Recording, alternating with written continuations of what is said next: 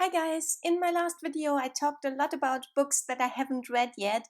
So in this video I wanted to talk about one that I have read and can recommend and most definitely want to, because I think it's amazing and it's one of my all-time favorites, and I think it doesn't get enough attention these days.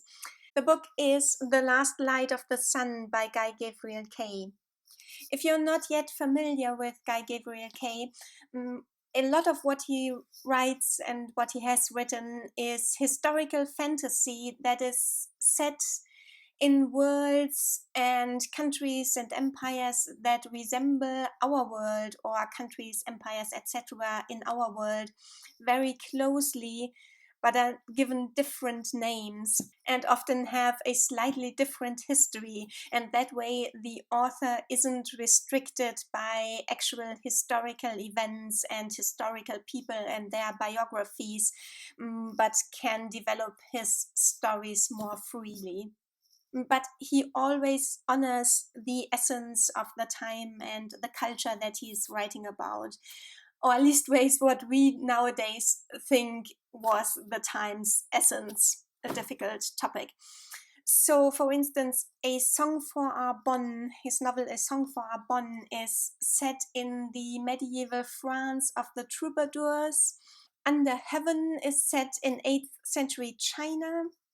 Sailing to Sarantium is set in the Byzantine Empire. A Brightness Long Ago and I think also Tigana are set in Renaissance Italy and early modern Italy. And The Lions of Al-Rassan is set on the medieval Iberian Peninsula. A lot of the books also contain a magical or supernatural element, but it's always very low-key, very well integrated into the context of the world through its folklore and or its religion. For instance, in the northern medieval contexts, we have the Fae folk, and in Under Heaven we have Chinese ghosts of the restless dead. Now, I haven't loved everything that I've read by Guy Gavriel Kay. Tigana, in fact, I DNF'd during the first chapter. And I've also been reluctant recently to buy his books new because of some of the things that he has said on social media. But I've cooled down recently, and in fact, I recently ordered A Brightness Long Ago because it sounds so great and because I've had such great experiences with his books. And The Last Light of the Sun was my first exposure to Guy Gavriel Kay, and it's my favorite book of his to date, and it's one of my all-time favorite books. This one is set in the equivalents of Anglo-Saxon England and Wales in the 9th century at the time of Alfred the Great and during the Viking invasions and their westward expansion in England. And we follow the fates of several members of the respective royal families and the fate of a Viking defector. And then there's also the Fae. All of them are trying to make provisions for the times ahead and to preserve their kingdoms and their way of living and to make alliances to that end. And just trying to go on living with hope for the future under these difficult circumstances. It's obviously a very tense situation, and there is an atmosphere of held breath in the whole book, and an atmosphere of impending doom that hangs over everything. And yet there is also hope as the characters prepare to make one last stand and to defend their lands and their loved ones. And it is this hope and this prevailing in the face of the impending doom and darkness that obviously informed the title, The Last Light of the Sun.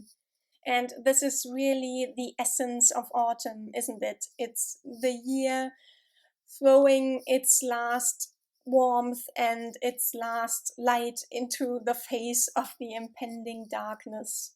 And this, as well as the melancholy that this book is dripping with, and the nostalgia on every page for a time that is coming to an end, a kind of preemptive nostalgia. These are what I think makes this book perfect for autumn. In fact, talking about it, I'm tempted to pick it up again right now. However, I think A Brightness Long Ago, which I ordered recently, is also a great book for autumn because it is told by an aging man, if I'm not mistaken, who is looking back on the times, on the days of his youth and the events that happened in his youth. And that is also a very autumnal thing, I think, having a narrator who looks back on their past from the proverbial autumn of their life. I doubt, however, that this book will beat The Last Light of the Sun, which is really one of, or maybe the most atmospheric book I've ever read in my life. And it's really a backlisted title by now, but I hope that if you haven't already had it on your radar, that you might put it on your TBR after watching this video and give it a chance and read it maybe in autumn or winter, because it's such a perfect read for the season. I'll see you again very soon with maybe, hopefully, a wrap up, guys. Until then, I hope you're having a great time being out there raging against the dying of the light. Bye, guys.